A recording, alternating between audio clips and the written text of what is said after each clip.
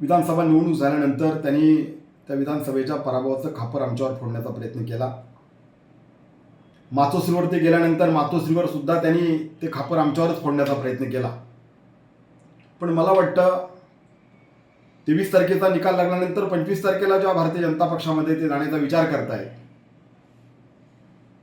त्यावेळेला लोकसभेमध्ये ह्यांनी काय केलं असेल याचं उत्तर ह्या 25 तारखेच्या त्यांच्या भाजपच्या प्रवासात निश्चितपणे सापडते असं मला वाटतं।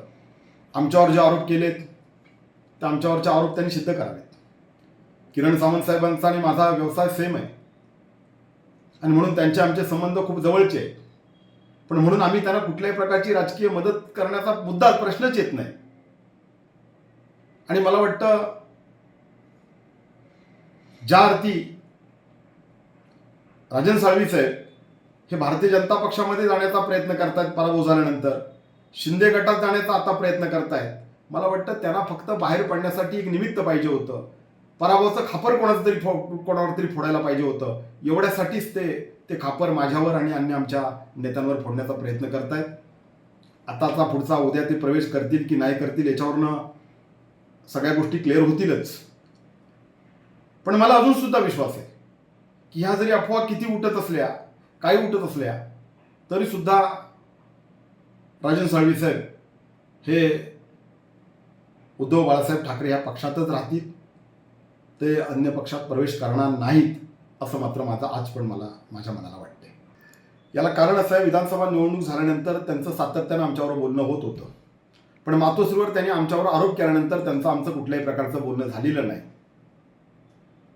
आणि म्हणून मला निश्चितपणे खात्री आहे की फक्त त्यांना बाहेर पडायचं होतं।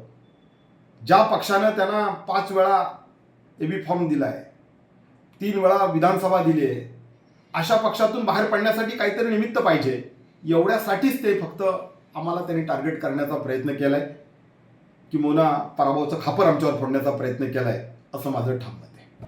की गेल्या 2 महिन्यामध्ये ते ज्या पद्धतीनं भारतीय जनता पक्षामध्ये जाण्याचा प्रयत्न करतायत, भारतीय पक्षामध्ये ते गेले नाहीत का गेले नाहीत, की त्यांना घेतलं नाही की गेले नाहीत, त्यांच्यासोबत कार्यकर्ते गेले नाहीत, हा तर सगळा निश्चितपणे आपल्या सगळ्यांना विचार करायला लावणारा विषय आहेच।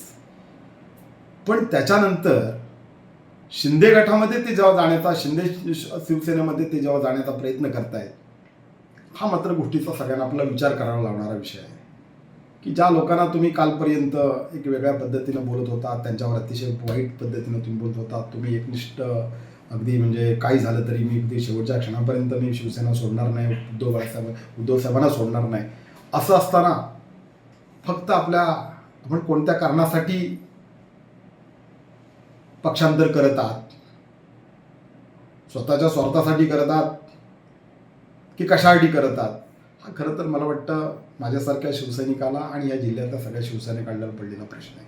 टाइम्स डिजिटलला लाईक करा, शेअर करा, सबस्क्राईब करा आणि बेल आयकॉन दाबायला विसरू नका।